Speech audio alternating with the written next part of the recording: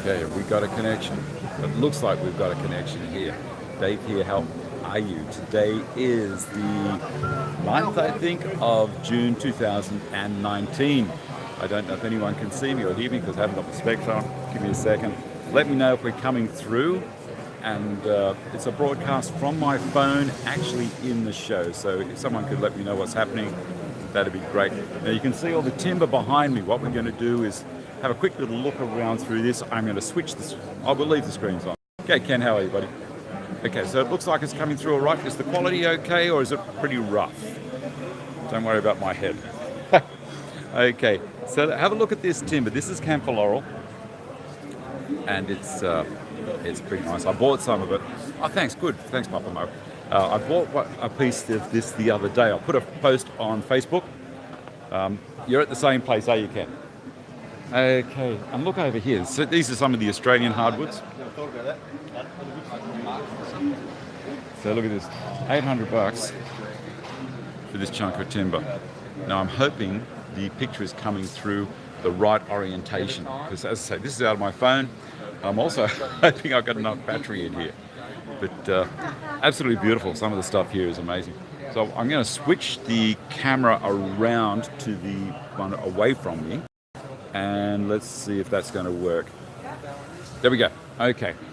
So we'll go for a bit of a wander. Now I'm behind the camera. And you can see all of this. Hey, Timmy, wave to the audience, buddy. Hey, Dave, how are you? There we go. He's famous now. Okay, so as I say, that's camphor. Then we're looking at Australian cedar. Look at these things. Aren't they amazing? Hewn pine slabs. You want to see hewn pine? Here we go. All right, see these? Now, that's at my height now. And up we keep going. So that would be a good 10 feet tall. And again, red cedar. And please do not remove timber. Ask a team member. What would a show be with pen blanks? And all of these different finishes from organ oil at the trend stand. Some of the Rikon machines. Hello, have a look at this. Look at that. That is a 4 foot by 4 foot pallet down there that's sitting on.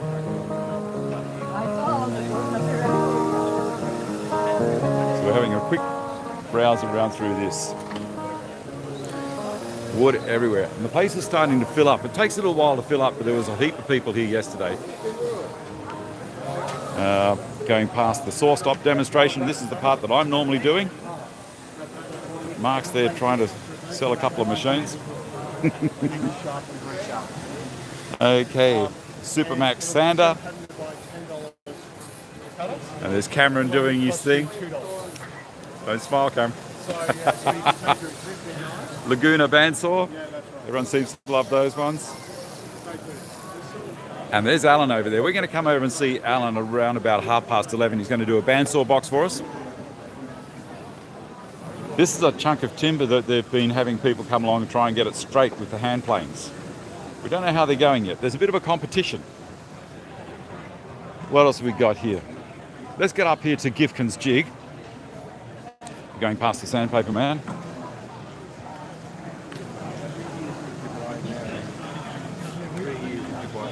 Okay, there's Cole up there. Oh, look at that. That's a good looking outfit up here. Stanton bench. G'day Ross, how are you? Here's Cole.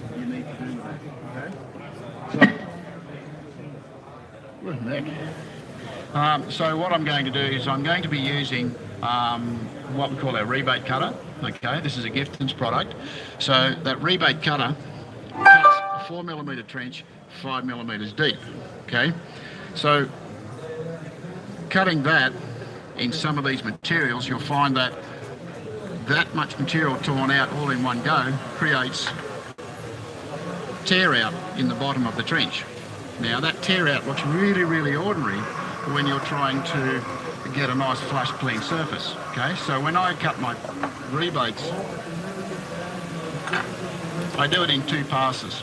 Okay, now those 2 passes are done with a different size bearing. Now that bearing comes in the kit.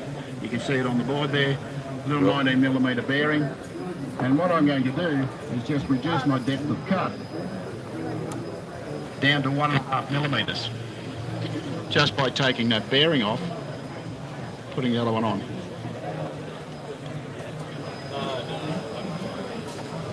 No pressure, Cole. No pressure, mate. Hello out there in Daveland, how are you? They're all good. They're all good? Okay, so now when we set the height for that, as I said to you earlier, all I'm going to do is just have enough material there to carry out that shadow line underneath the box. Okay, so I'm going to set the height of that to 10mm. Now remembering we have a 4mm trench. Okay, if I set it at 10mm, that gives me 6mm to play with, and that's all you really need, because you're only creating a shadow line and 4 little points of contact. It only has to be a couple of millimeters. So we get that down to 10mm.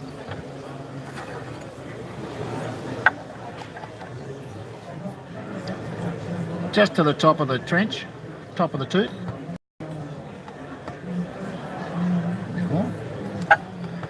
Doing it back and front, Dave. That's all right, buddy. No pressure. No pressure. Is that live? It sure is. I still haven't got it right. That's all right. I'll look at the crowd for a second. Everyone smile for me, guys. We're good now. We're good now. Okay, so I've got that set to 10mm. Now, the thing about this is, a little bit of safety first. So the first thing I'll do is I'll wrap around a bit of tape. Tape I'm using is just a fibre reinforced tape. And that'll just hold the box together. Now I do that with every box I make.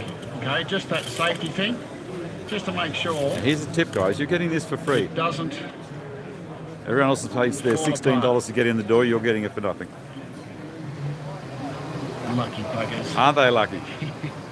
Now, once I've got that, it's not going to move anywhere, so it's going to stay put. The other thing that I'm going to do here, this is going to allow me to climb route. And climb routing means that I'm going to go the wrong way with a router bit. Okay, normally you go with the rotation of the router bit. What we're going to do is we're going to go, I'll rephrase that. Normally we go against the rotation of the router bit.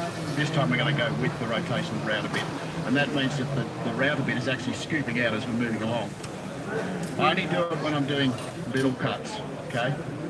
If I'm using big cuts, I try not to back cut. Okay, we're going to see a little bit of action here and then we'll move on to another one. I'll just raise this up so you can see what's going on inside the box.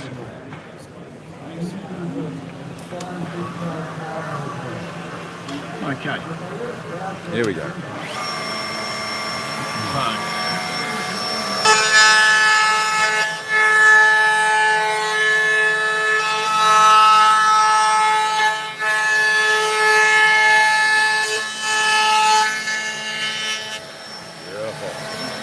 and so what we end up with is this beautiful clean surface, okay? You're trying to create a nice clean trench. Okay, we're going to move on now from Cole. Thanks, Cole. Hey guys. See you later. Everyone. So we're going to move on past this fantastic stand here. And we're coming past Carbotech. Let's have a look here. So they've got the Veritas gear here, which is looking absolutely fantastic. And we've got the guys all working away down there. We've got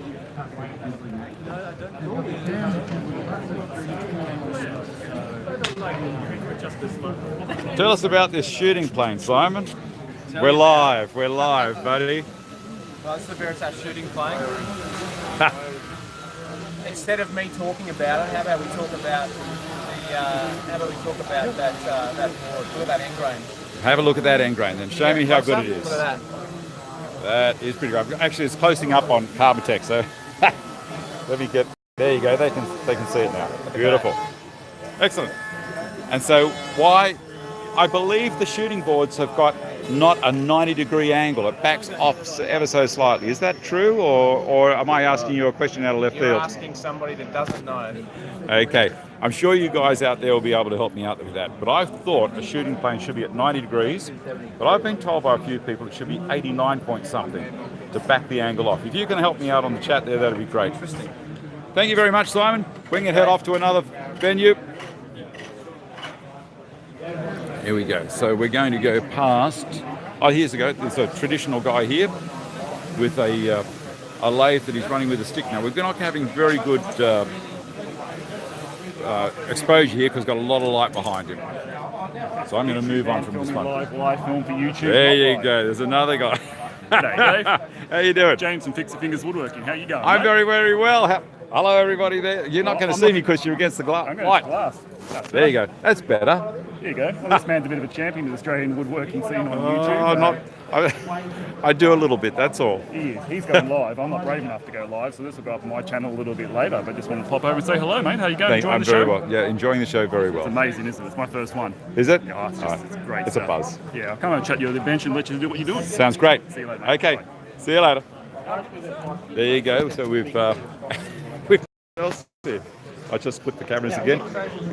Oh dear. What are we going to see next? 11:15. I'm trying to work out who I was going to see and when. Let's go down and see Theo, because I think Theo's going to do this wood turning for me. I'll switch the cameras around again. Hopefully. There we go. All right. Back down this way. It's cut above. And what have we got down here? I have a heap of stuff from MacArthur Woodturners.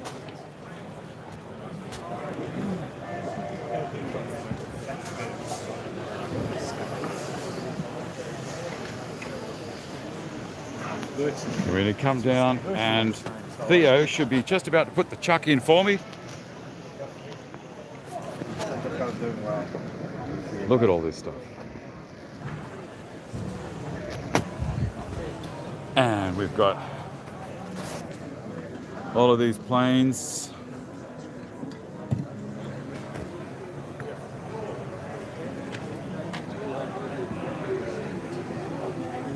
Man, oh man, look at all these planes. 4.5, that's the same as mine, but an older version. All right. Handles. And for people in the know, this guy over here is Jim Davies. See him?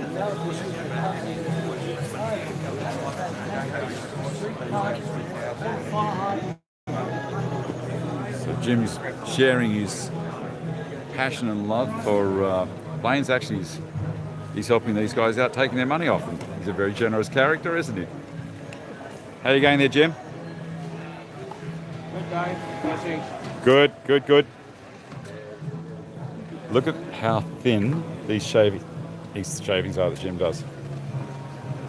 That's amazing. That's a thick one. That's a thick one, is it, buddy? Oh dear. So we come back over here and we've got Theo, the wood turner. Theo's doing a couple of things, and he was going to turn up. He's forgotten all about it. No. He was going to turn something. This is Theo. Say hello, Theo. Yeah, g'day everyone. How are you? Good, good.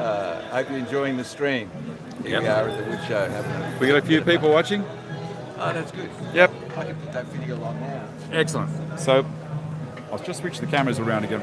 What's happened is, if you've been watching my live show, I've been rebuilding this dressing table that my great-grandfather made, and I've salvaged a piece of timber off it, and Theo is going to turn one of the finials for me. I've got one good finial, and he's going to turn another one from that. So he's already started, and this is part of the mirror support with the Australian cedar that he's put in there. And where's the original? There? Oh, I couldn't find it. No. There it is. So that's what I've given him. I've said, here's the challenge. So he's going to be safe, of course, and put his hood on. And he's going to make that out of that. So here we go. This should be very interesting, guys. There's no pressure, of course, there. Not at all. The first thing I'm going to do is turn that ball. I'm just going to guess it. So he's going to Downhill. guess turning downhill, turn a ball.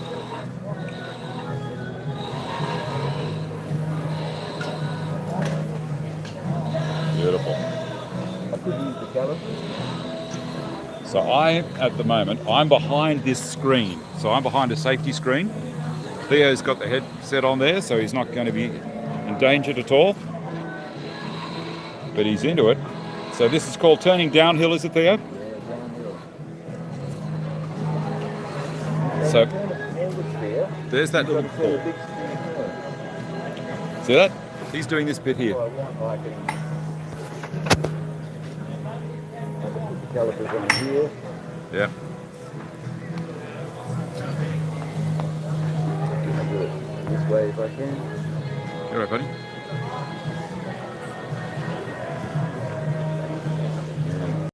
Just missing. There it is. There. So that'll stop just in advance. I can check this and it will just be, well, there you go. That's not too bad. That's not too bad at all.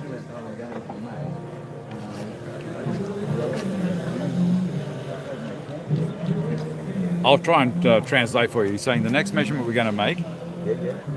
Yep. One here. Just about there. There How you go. close You are guys we? can see that. Yeah. We're right on it. Yeah, you're right on it. Yep. Does That look looks pretty good. What do you guys out there think? I'm going to film the rest of it from here, Theo. Yeah, okay. That's brilliant. That's fine. So now I just have to sweep that down. It's always good to actually hang something like Yep. down nice and close right there if you're going to duplicate it so you can see what's happening. Right. I'll just try and remember the thickness there. So again, we're cutting downhill Another downhill cut. and I'm slicing actually at 45 degrees. Is that a fingernail gouge you're using? It is. Look at that. Shallow Not bad for gouge someone that doesn't do any with a fingernail turning. grind. And it's always important to work your way up to the mark. Right, work your way up to the mark he's saying. Yeah. Yep.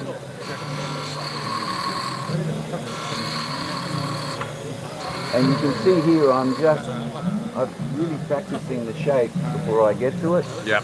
I'll move back a little bit so you can see what's happening. Pick it up here, go in. Again, working my way up to the little sphere, Yes, working his way up to it, up to the little sphere. nearly at the diameter. It's a little bit flatter here. Just had a comment. Someone notices you using a record power lathe. I am. It's the Coronet Herald. It's the latest of their range, and it's a little beauty. Excellent. It Nice and does- smooth. It's very accurate. The best part about it, apart from it being, it's got 1 horsepower output, Yep. it's got a pivoting head, which I absolutely love. Right. I So think we for could you have that gone a little bit aren't seeing more what's there. happening here, Theo's checking back all the time to what's happening here with the finial. And he's going to have another bit of a look at it. That's not bad, is it, guys? Now be aware that because the finial that he's coming from is dark, the lighter one is going to actually look a little bit bigger. It's just going to be a little bit of an optical illusion. Or an optical delusion, as I Delusion, call it. yes. Not only is he a turner, he's a comedian. Yeah, no, it's a dad joke. Excellent. And this is a parting tool, 1/8, is it? Yeah, it's 1.5 millimeters. Right, 1.5 millimeter parting tool. Yeah, Yep. another 5 millimeter. Come down. Right.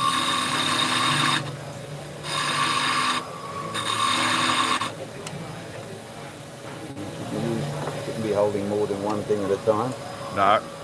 He's got a special pocket that he puts everything in. Look at that. That's what turners do, yeah. Keep your smokes in there too, Theo? That was a long time ago. Long time ago for all of us. Yeah.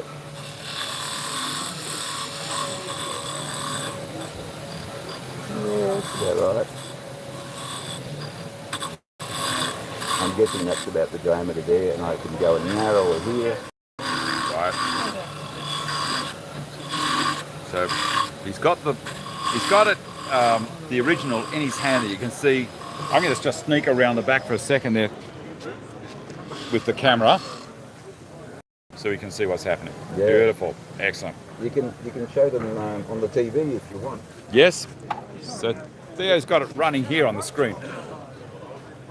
No, it's off the oil. Okay. Off the oil, yeah. That's not wax. This board. Yeah, that's the finish.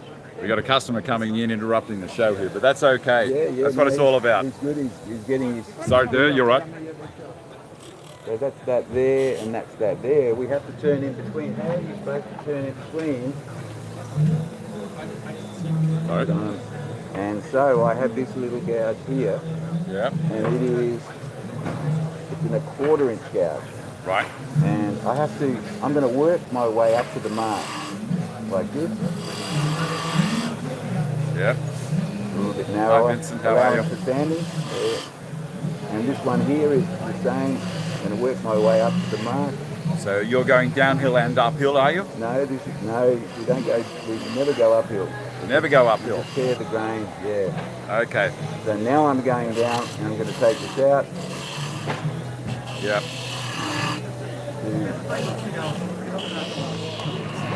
Again, this is what he's making. And he's working this area down the bottom here.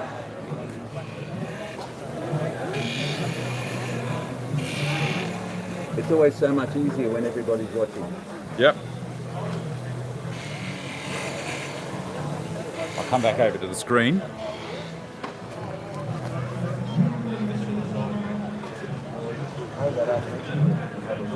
Yep. Beautiful.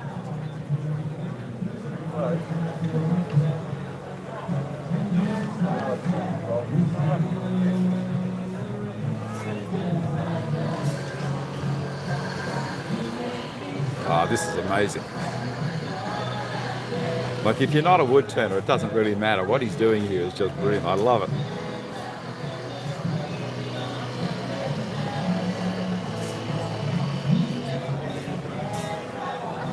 That's just brilliant. Pretty right?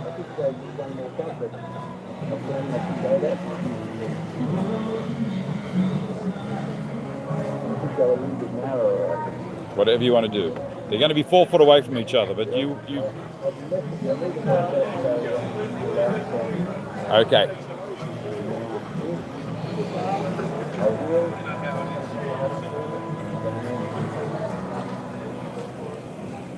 Okay. Come back over here. Pretty sure that's about the diameter. I don't want to go too far down here, I'll get vibration while I'm turning.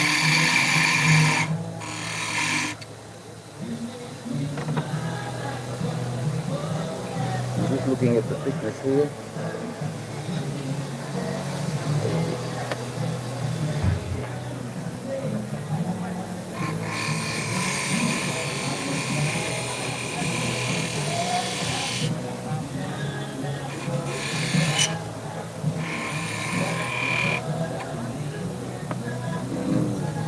That's going to do it.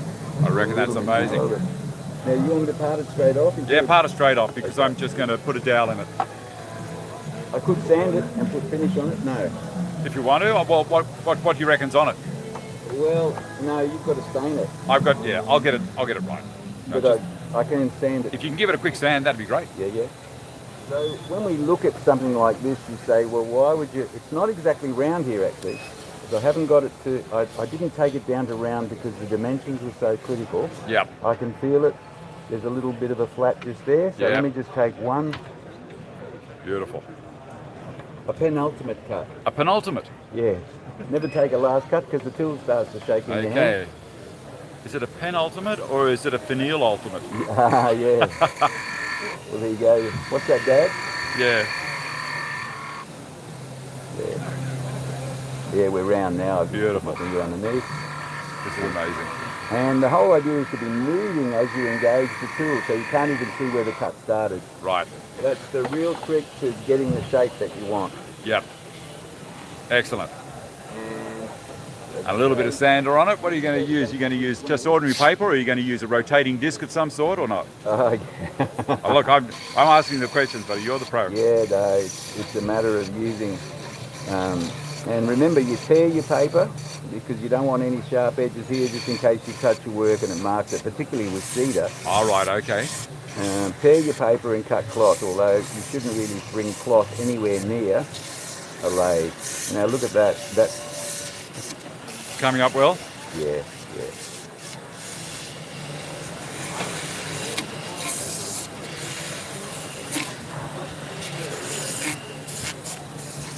This is great. So all your work is done with your first grip, and I've started here with 320, Yes. and you should always stop the lathe and have a look with your first grip. And just in there I could do with a little bit of work before it Look at stops. that. Look at That's that. pretty good. And what would you normally take it to, Theo? I'd take it to 600, Right. and then I'd use something like Triple E, which Right. is a UV product. Yep. And so it's pretty easy when you start at 320. And this is 400. Now remembering all your work is done with the first grip, so your is just- second grip, Touching the fibres up now. it doesn't take much time at all. Okay. Yeah. And using the colour-coded paper? Yeah. This is,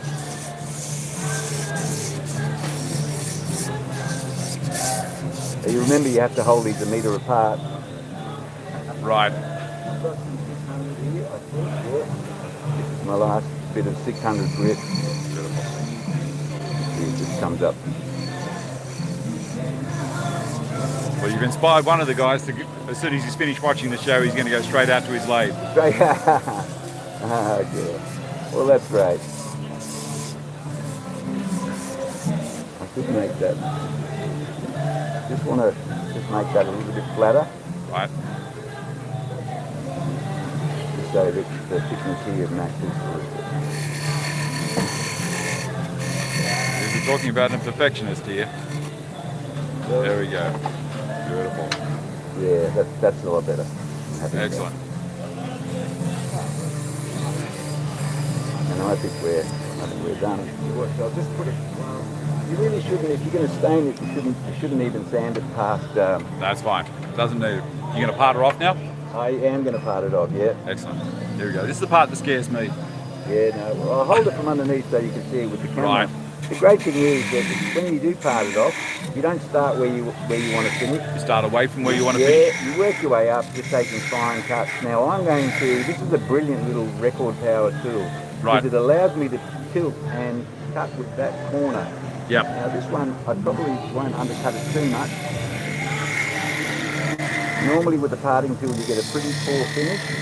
Yes. But with this, because I'm using that little corner, and it's important not to hold on too tight with those two fingers that are holding the finial. Yes. But the less pressure you put on it, the smaller the little piece that's going to be left. Right. And it will, I'm down to Oh, about magic. 1/2 millimetre. Beautiful. There's a little bit of tear out, but That's okay. Look, that's going to give the glue something to bond onto. Theo. there you go. Thank you very much for that. Pop them up side by side, buddy. Let's see if you're any good. Yeah, we went a little bit slim. That's all right. I'll tell you what. I'll just take this off. I'll stay in the camera shot. That's all right. It is undercut and it will sit square, and there we are. That's amazing. Brilliant. Thank you so much. Thank you. Thanks for Thank you. coming Okay. It's my pleasure, Dave. Excellent. We all work together. Look at that. Life is a collaboration. I think I'll need a chess set now, buddy. That's for next year. It is. Okay, thank you. What do you think about that? How cool is that? That's so generous of him to do that for us. And now what we're going to do is we're going to go over and see if he can do a bandsaw box for us. Remember he did it.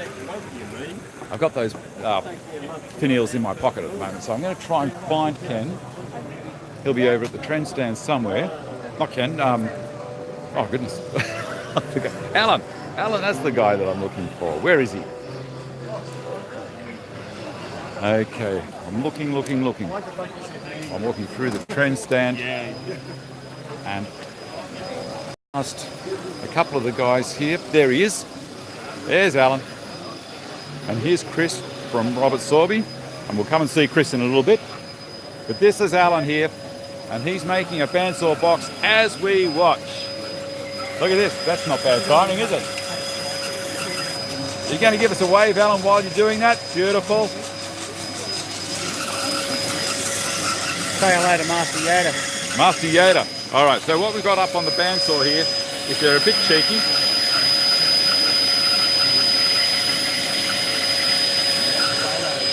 So we'll come back round now, see what Alan's doing.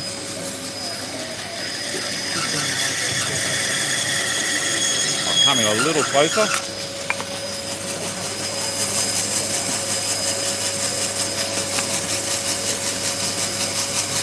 Alan makes this look so easy.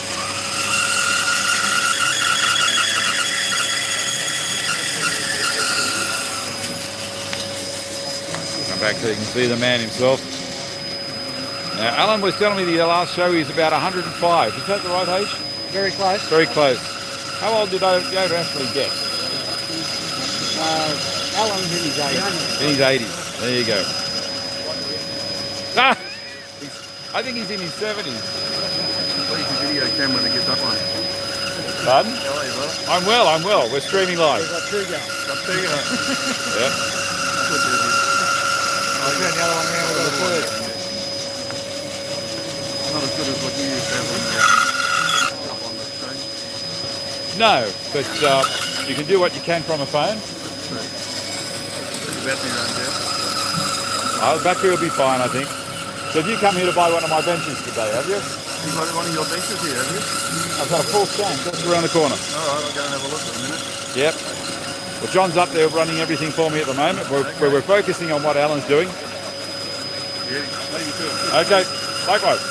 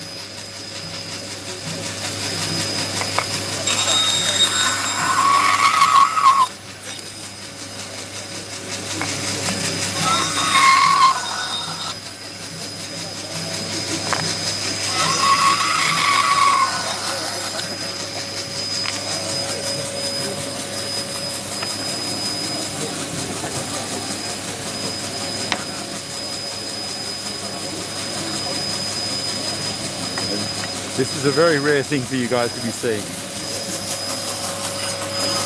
Alan has got his boxes are in very high-powered people's places. I think Prince Charles has got them, and I think that also a couple of American presidents have some of his boxes.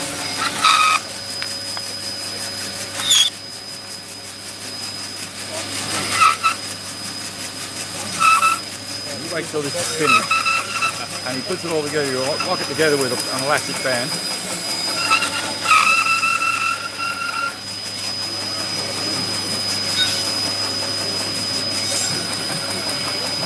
What size blade is that you got there, Al? Quarter inch. Quarter inch. 6 PPI. 6 PPI. I reckon he might be done. I am done. Let's have a look. Let's have a look at this.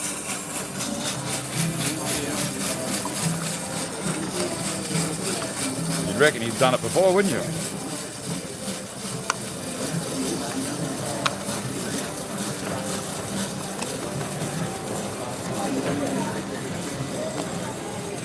There we go. Watch, the drawers will come out. Magic. Absolutely beautiful. Oh, that was it. There's more elastic The bands boxes that are way better up. than the bloody crappy elastic bands you gave him. Look at that. And look at the lucky lady just got one given to him. That's your homework. That's right. Thank you very much, Alan. See you later. So what do you think about that? See, I try and give you as much as I can without boring you too much. I didn't want to just drop in on Alan or on Theo and walk away from you super quick, because that would have been just, you know, the experience. I lined all of them up to go for it. Now, what I've also lined up with Chris over at the Sorby stand, and Chris Pouncey is a world-renowned turner from England, and he was going to do a little bit of sharpening for me, but he's got something else in the lathe right at the moment. So there's Chris there, behind the screen. He's got his safety gear on. And what are you turning there, Chris? Trying to turn something round. Turn it round. Not doing a very good job of it. Wow, look at that. Are you using a wobble chuck? I am. Look, I listen to you now and then. That's amazing. Look at It's that. nice to hear that, Dave. Chris is a talent. Chris has just finished the New Zealand tour, and he's just started the Australian leg of his tour. I think you're just doing the East Coast, are you, Chris? The East Coast of Australia? And West. And West, so whereabouts are you off to So after? I'm here, then Melbourne, Tasmania, Adelaide, Perth, Brisbane. Excellent, excellent. And then The whole month. the whole month. Yes. Are you missing your home? Yes. Sucker. So, Chris, are you I'm able missing to? the better weather. Are you able? Oh, well, there you go. Are you able to show us something with the Pro Edge? I can indeed. Yeah. Now, this is the Pro Edge down here. Now, I've done a video on this a little while ago for Chris. Let's remember that Sorby. I reached out to Sorby's and asked them if I could have one of these, and they were fantastic. But I've only ever done bench chisels and planes with it. Now, Chris is going to show us a little bit on doing some turning tools. Excuse me. Cool. Right. So, we have a table here, Yep. which shows me which angle I want to set the table at on here. I'm going to do a spindle roughing gauge to start with. That's a 45-degree angle, according to my chart. Beautiful. And it's quite simple. We turn the machine on, and I see sparks coming off, So you're doing both wings to start. and then I just blend the two together, That's amazing. and I get that. Did you sharpen that on a Tormek first before you did that one, No. Chris? No, I'm a no, cheeky no. bastard. You know damn well I didn't. I only ever sharpen my tools on one of these now. Right. This is a bowl gauge, same again, 45-degree angle. Yes. Again, sparks coming off. Now with this, we can roll the tool right the way round. What grid have you got in there, Chris? This is a 120 ceramic belt. Yes. They are a little more expensive than the standard zirconium belts, but well worth the extra money. Okay. Now, can you tell me also with the titanium nitrate coating on the gouge, because that's something a lot of people don't understand. Right. With the tool steel. This is a standard M2 high-speed steel tool Right. right here. So this is exactly the same as all the tools you see up there. Yes. It has a Rockwell hardness of 58 to 62. What we do is we put a titanium nitride coating on these. That's the This is gold our- stuff. This is our Excelsior range, Yes. yeah, the gold stuff. Engineers have been using it on drill bits for many, many Right. years. Now what it does is it doesn't actually make the tool sharper, it holds the edge longer. Right. So on the Conservative, Rockwell, conservative Rockwell about 90. about 90. So about 50% more. And in comparison to carbide, tungsten. Well, tungsten carbide will never be as sharp as high-speed steel, but it's a lot harder. Right. It's to do with the size of the grain. Okay. So tungsten carbide tips, which are very popular, will last a long time, but you'll never get the level of sharpness. Yeah. So you won't get the finish from the tool that you can with a Right. properly sharpened. And I'm going to ask you another high-speed steel. question. Yes. Why is all the titanium nitrate, whatever, on the outside of the tool where it's not cutting, and why don't you just put it on the inside? Because these are dipped. Okay. And Now- if we could find a way of actually just coating the flute, we would. Because that is just pretty. It doesn't actually make any I difference. actually knew that as. Yeah, cool. I know you did. Because Chris told me. Okay. So, do you want to do some more? Yeah, let's do one more and then I'll move on to someone else. Right, well, I'll do a fingernail profile. This is a grind that many wood turners want to do. Yes. So, just find your bits. So I've taken the table off and put that on. Yes. Now, the whole thing about this Pro Edge sharpening system is the repeatability. Yep. So when we're sharpening on the table, I've always got this chart. I can always follow the angles that I want. With the fingernail profile, the angle is set by the protrusion of the tool through the holder. Right, okay, so that's your jig. There. Yep. So this is the Pro set. So I want 45 degrees, I just go in. Yes. And that gives me the 45 degrees. Yep. Again, repeatable. So now this again, we sharpen the wings then the middle. So okay. One wing there, take it off, one wing there, and then just blend the middle together. Right. And we end up with one nice single clean sharp bevel. Excellent. And that's all we need. Beautiful. Thank you very much Dave. for that, Chris. See you later. I got to keep moving around. Right. Switch it around back to me again. There you go. That wasn't too bad. That's Chris Pouncey from Robert Sorby's. And as I said, I'm useless at doing turning tools. I'm useless at turning.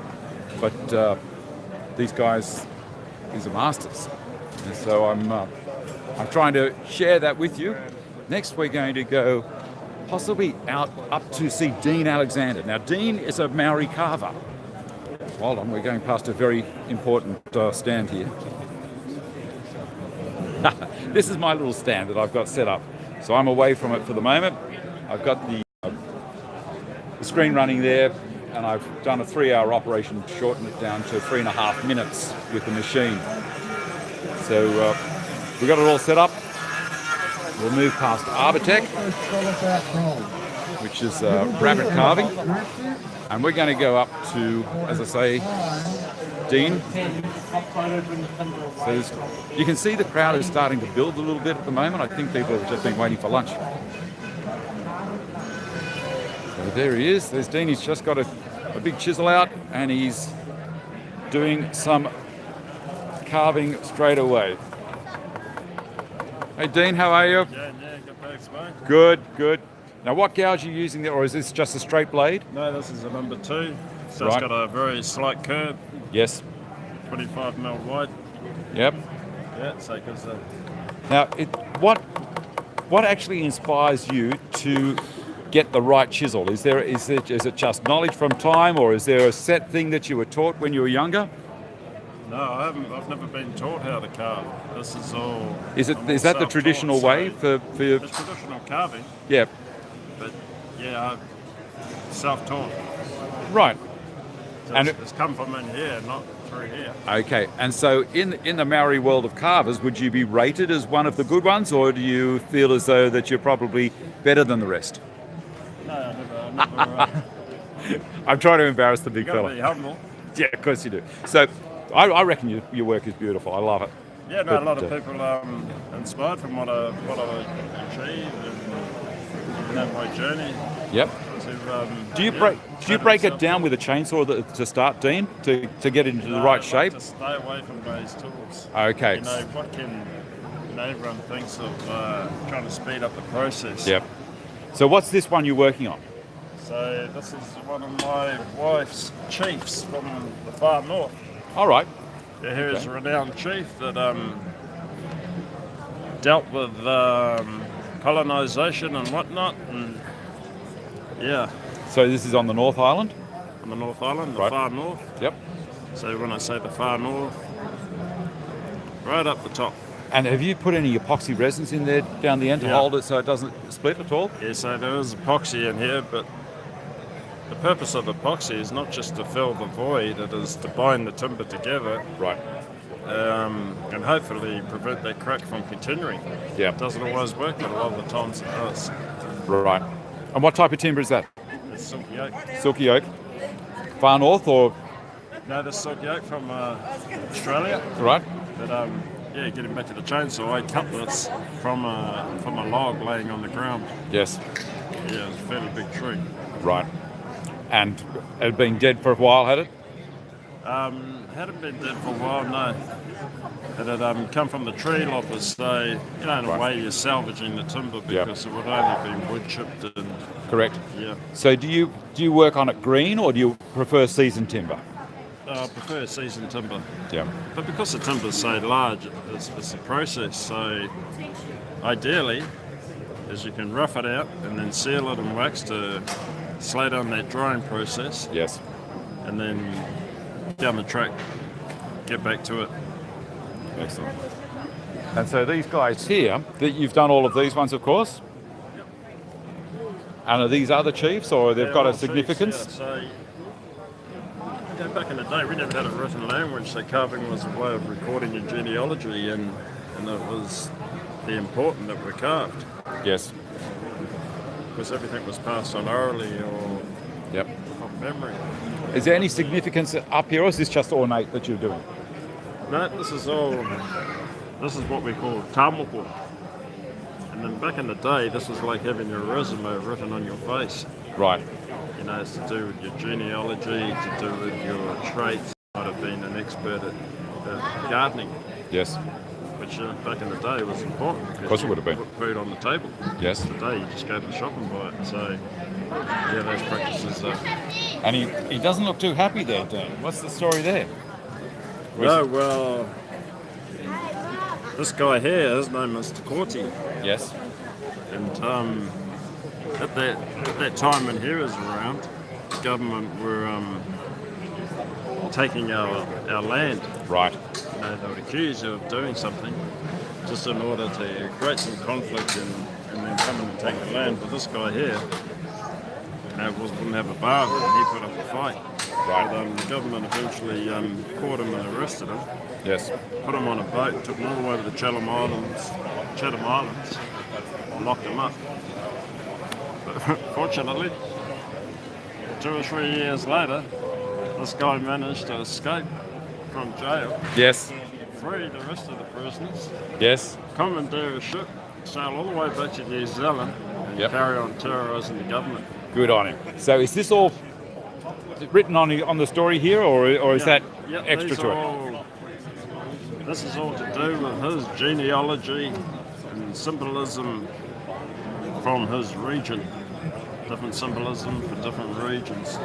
Yes. But in the end, just to show this guy is doing the right thing, he was given a pardon Right. from the government. So he was never prosecuted because he was following his truth. Yeah. And what a great story that is. That is a great story. Dean, I'm going to have to leave you with it. Yep. Thank you very, very much. Thanks for spending the time. Look, I've learned something today. I never knew that all of this and also the tattooing on people's faces was for a reason. Yeah, it's all for a So purpose. that's fantastic. Thank you very much. Okay, now I see there's some comments on the side. I'm not I'm not watching them too much. What we're going to do now is we're going to duck up to the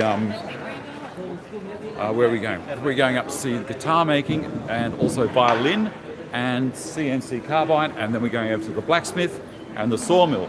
So here we go. And first of all, the drums. No, first of all, the guitar band. Here we go. Hi guys.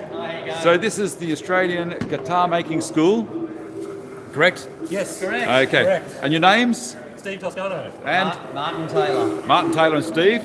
Excellent. So you're I'm bending some sides. bending some sides and you have a mould that you put them in. I will, yeah. I'll Yep. bend them 2 goes on this, and then I'll put them in. Yep. Okay, there's the mould Like there. that. And so what's this? What this is just a chunk of steel with that's very hot. With an element inside. It's about 250 degrees. And so how is it getting the moisture? You're spraying it? Okay. Spray it on. It's just pure water. It's just water And out. basically this is an iron. yeah, shape. essentially it's a hot iron. Yep. So there's something else I've learned today. This is amazing. And you So- do that a couple of times before you get it to the right. Before I get it to the right shape, and I'll put it in the mould. And See, the force funny it thing into is, shape. I would have thought this is going against the grain of what you're doing, because normally when fibres are wet and swollen, they expand. Yes. But you're making them actually contract, or you're forcing them to get smaller. Yeah, well, I'm forcing him to let go, essentially, with Are the you? water, with the steam. Okay. Yeah, the water in there goes to steam. And So you're affecting the cellular structure a bit. Excellent. Yeah. Excellent. So this is the mold. Yeah, that's one of the guitar molds. So this is for a particular shaped guitar. And what's it called, this particular This shape? particular shape's called the Tassie. The Tassie. The Tassie. Look out. There you go. And tell me the story about why it's called the Tassie. it was designed in Hobart. Yeah, Designed in Hobart. It's a crossover between a steel string shape and a classical shape. Steel string and classical allows crossover. You to do both guitars on the same shape. Excellent. This is amazing. And does it take you long to make these molds up? No, the molds I can pump out in about 2 hours. Right. So it doesn't take long. It's not the making that takes time, it's the designing and thinking through the shape and making sure you've got something that's appropriate for what sort of guitar you're making. Right. Guitars in their various shapes and sizes produce all different outcomes. So depending on what you're after, you Yep. can custom shape it today. And some of these are student guitars. Actually, a lot of them are student guitars. So. Student guitars, yeah. There are students I think that they're made they've by made it by your students. Yeah. This one is- So you can see the quality of the guitar. Yes. Sounds absolutely wonderful. Lovely. And you guys can all play? Is that one of the things that you have to do? We can play like weekend hackers. Can you play? Can you play Stairway to Heaven? Well, it's banned in most workshops. It's the only song I can play on a guitar. And some of our students don't play at all. Yep. And some of our students go right up to professional players. Excellent. So, Actually, yeah, the there's guy that a made that range. guitar is a professional touring user. Yeah. Right. And uses that guitar. Excellent. Okay. Look, thank you very much, guys. I'm going to move on to the drums. Thanks again. Here we go. So what we have here are these little drums. So it's just a block. And these things are fascinating. Can we have a little bit of a sound? Here we go. Here we go. Hang on. Come on.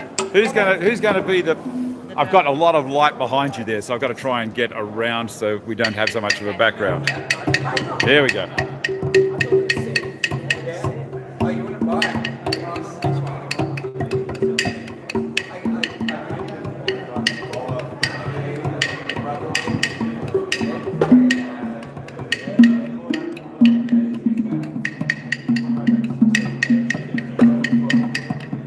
Now these have different tones.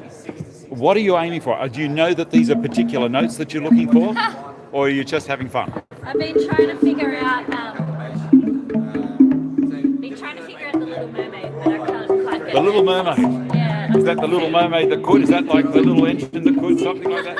So different timbers produce different. What type of timber is this one? So this one is called Purple Heart. Yes, that It's sounds a beautiful. South American timber. Yep. This one is called Peduk, Paduke, yes. an African timber. Yep. But the sides can be all Australian native timber. Yes. So this one is silky oak, Yep. snakewood. Right. Yeah, that's purple Marble heart Purple again. Heart. Yep. And we call them tongue drums because of this one of which I call tongues. Yes. That's 4 tongues, Yep. and that's about 6. Is it actually a business card? Yes. Beautiful. Excellent. All good. Thank you very much. Thank you. Okay, I'm going to move on to the next one. Yeah. Thank you. Well, I hope we're still broadcasting live. We're going to go through here. There's a few people behind me who are actually making the drums. So that's great. Now we're coming up to the guy doing violins. They've kept all of the musical people in one room. Here we go. Look at these bodies here. I think this is probably a violin kit. And we have the different molds. And then we go to this gentleman. What's your name, sir? Luke. Luke. So Luke, and I've got a whole lot of light behind you, Luke. That's better. I can see you now. Yeah. And Luke, how long have you been making violins for?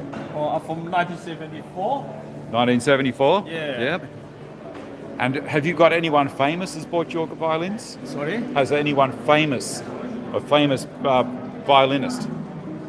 Anyone very, very famous bought your violins? Yeah. Yeah? Good. But we're not going to know who it is, obviously. Not going to tell us his name?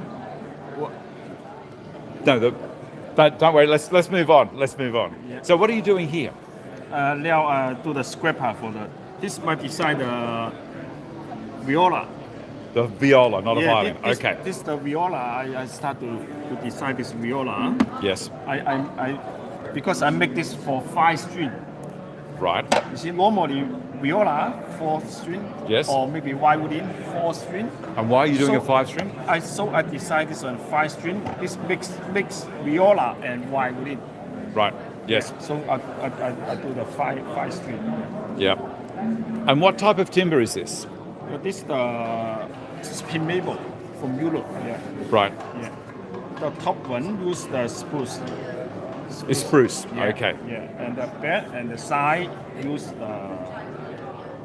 And this is the scraper you're using? Yeah. I've never seen a scraper that thin. I make. You make it? Yeah. Or violin tools. Some people like make. Right. Different. Yeah. Okay.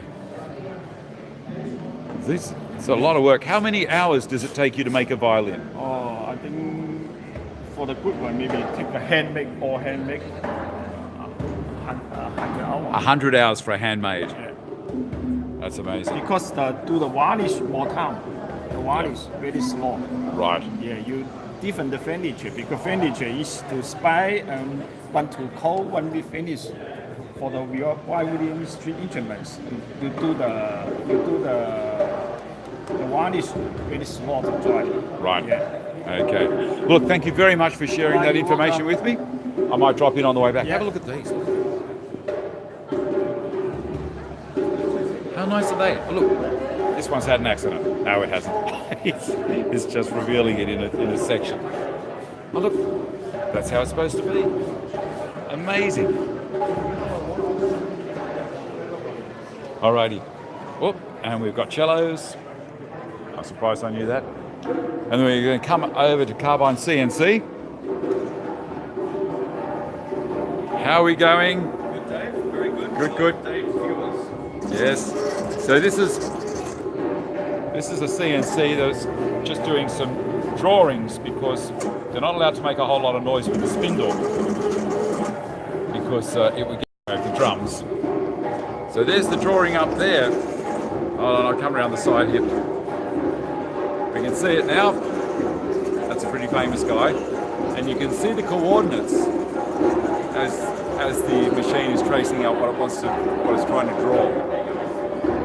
So you'd have to be Einstein to run one of these. So this is a CNC that also doesn't have belts. It's running on small stepper motors and running against the geared section there and the linear rails. See, take me back a year and I wouldn't have known any of that. And around here you've got the sensor. So that's the sensor for the y-axis. Is that a fusion Percy? Inductive sensor. Okay. But it's not that's the name of the company that does it? Inductive? Ayatora, they're an American. Ayatora, okay.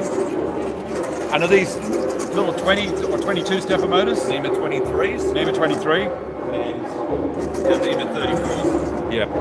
Yep. I've got the NEMA 34s on mine, I think for the bigger, more demand. Yeah. But it seems to be doing a great job. It's a bit slow on the drawing. I could have done a bit more drawing than that by now. We slowed it right down though, so Because you knew I was coming. Alrighty. Okay. Thank you very much for that. Thank you, Dave. We'll keep on moving along and go outside. He said, "Get away from the drums." They're going for it. Look at them. Now we're going to go outside to the. I hope you can hear me. We're going to go outside to the sawmills and also to the blacksmith. Now he's got 2 forges out there. They're not coal-fired, they're gas, but he does have coal forges, he said earlier. So you hear all that noise? Yep. So you can see the people behind me as we're tracking out, and the reason I've got it on me, apart from being so handsome, the reason I've got it on me is because there's a whole heap of stuff here that isn't really all that interesting. Who's that handsome fellow? We're live. Ah, that's Steve. He's the manager at a store in Sydney. I'm not going to tell you the one. You didn't realise we were live. Okay, so we've got a couple of mills out here. There's a Lucas mill. And we've got these guys over here. And this is the turbo sawmill. And what's your name, sir? Hold on, he's got to give a brochure away first. What was your name? Stanley. Stanley, Dave. How do you today? Very well. So I had a word to you earlier about whether we could have a bit of a look at this machine running. Yeah. And you said it'd only take a minute or so? Yep, well, here we go. Let's do it. Now this runs on a blade instead of a chainsaw, correct? Right. Where would my best place to watch it be? Where's my best vantage point? Over the other side? Probably over here. All right, I'll come over here. I hope you guys can see all right.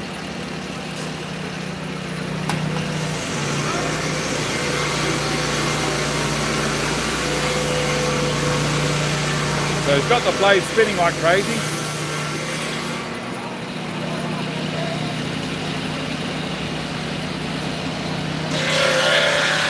Oh, that's pretty quick.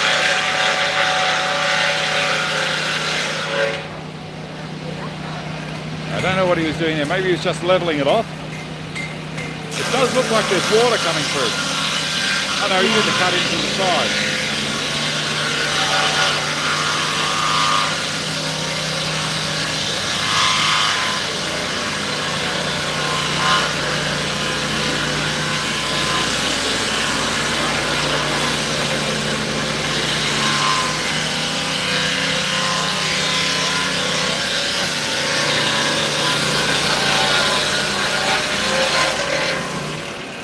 There you go. Cut.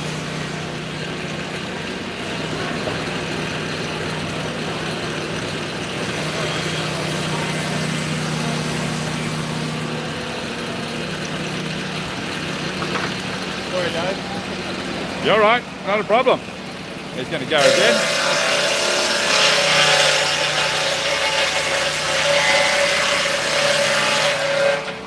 So he's cutting 4x1s at the moment, is he? For either 12 or 15, so I'll be making fruit boxes out of them. They'll be making which out of it? Fruit boxes. We're going for display. Right. The type of timber? Sugar gum. Sugar gum. Where's that from? Manor gum down Melbourne. Right. What the koalas eat. It's the trees the koalas eat. Yep. You bastard. I'm sure they're dead before you take them away from the food chain. Yes. Good. My viewers will be happy. These were roadside clearing. Right, okay. Excellent. And so you feed water into it at the same time as you're cutting? Yes, so the blade keeps cool. Right, so similar to using a drill in steel. Yep. Yep. Yep. Otherwise it heats up too much Yep. and you lose your temper. So it loses the duck, goes dull.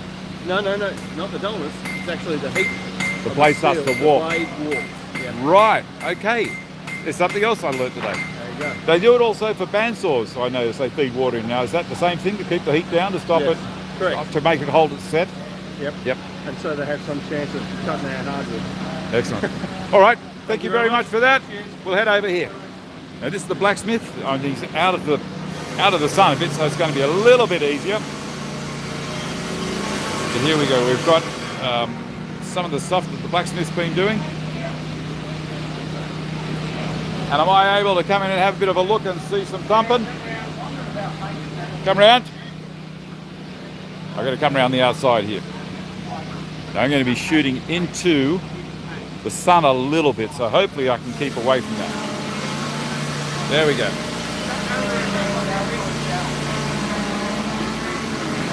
So is it nothing in there yet? Yeah, we're live, guys. We're live on YouTube. Hello. How you doing? What's your name? I'm Toby. Toby? Okay. How you doing? It's my YouTube channel, Dave Stanton, Building Tips. Yep. So we've just been through the whole show. I came and saw the guys here earlier. They said, yep, not a problem. I want to see some steel being thumped. This guy's facing the wrong way for me. He's facing the wrong way. What you could do though, if you go around that way, you'll be able to see a bit better. I duck under and go straight up beside him. Hold on, I'm being told too many things here. I go right round. There we go. And what's this gentleman's name? Phil, Phil. How are you, Phil? this guy's live on YouTube. What was the channel called? Dave Stanton Building Tips. Well, Dave's Build Tips or just Dave Stanton, both will get me. Both will get you? Yep. There you go. Cool. So what kind of temperature have we got in that forge? Around 1,000 degrees Celsius? Something like that, yeah. And it's just standard gas? Standard gas, yep. LPG. Yeah, that bloody sawmill's a racket, isn't he? Between you thumping away there, the mill and the drums inside.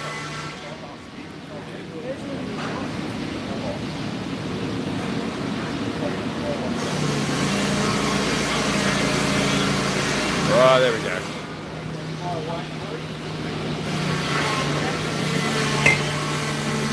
What are you making, guys? This one is going to be a tiny little twisting knife.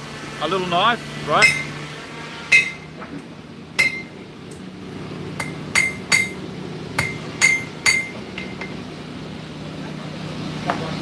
Okay, it's going to be the same as... It's going to be a little whittling knife. Let's see if he's got one. These are the sort of things that we're making today. So they're all obviously heat treated and pre-ground to shape. That's like a big barbecue knife. Yep. And then just basic sort of knives to go in the little portfolio. So you're going to clean them up on this grinder over here? Yeah, they'll get cleaned up on that one. On the belt start, yep. And this one's for sharpening, like finished knives. Right. Excellent. Thank you very much, guys. Too easy. Thanks a lot. See you later. So which one? There you go. There we go. We've got a few more knives down here. Giraffe bone handle. Yep. Beautiful. Pretty cool, isn't it? Alrighty. Thanks, guys. See you, Dave.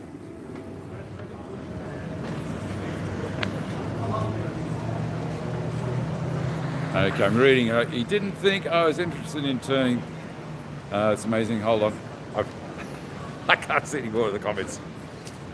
All right, where are we? I think we've seen just about everything to see. There's a whole lot more timber here. How you doing? Good. There's a whole lot more timber here, but I think we've just about covered the show in its entirety. Move down over here. Now this show is at the Rosehill Racecourse in Sydney. You like? Did you like all of that? Excellent. All right, I'm going to show you the where we are. This is Rosehill Racecourse, and so out there, of course, is the track. You need to see John's stuff. All right, well, we'll go and see John's stuff. Not a problem. Hold on a second. We'll come past some of these burls. I don't know how, as I'm moving along, I don't know how good the images are going to be. I'll switch it back. Hey, Candy. All right, so past all of the eating section here. We'll get back down to John. Have a look at these things. Look at these monster cars. They're raffling off. They're massive. Winner takes the truck of their choice. If you don't like trucks, I've got cars. Winner takes the truck of their choice. Cars, take the holiday. Hold on a second, we'll get down and see John. I go to my concrete sander. 600. All right, we're nearly there. So we've got John here. He's actually selling my stuff at the moment. An excellent cabinet maker. I've got one of those. Give us a smile, John. Okay. Live on the show today. Yep. So that's John is busy at my stand while I'm doing the show, and we've got Julia here saying hi. And this is John's display with all of his fantastic creations. So they don't want to take any home today. Please don't take them. So please come in and buy, so he doesn't have to load the car up to get back to Canberra. So he's got male, female on a 45-degree angle to connect the expandable dust hose. Going through here, the new dust port for the Craig jig. and also the seal parts there. He's cut these all out for keeping all your gears together. These things here that lock onto the underside of a Craig bench clamp. And what else we got here? Oh, look out, there's a pencil case. This is one that I made for Vicky. And so we're doing the plans here as well, and also online. I think that's about it. That's the yellow box shed. You can see that all happening over here. The tall ones are designed to have a screw through. And these guys, John's trying to convince them that this is the best thing since sliced bread, of course. And I'll turn around the other way. You like that? Thanks for watching, everybody. They're trying to talk to me. I'm talking to you guys. Okay. Someone says hi, Julia. I don't know who it was. I'm just trying to keep up with what's happening to the show. All right. Thanks for everyone for watching. Stay safe. I'll see you all next week from the workshop rather than being at the show. And be nice to each other. I'll see you all later. Bye.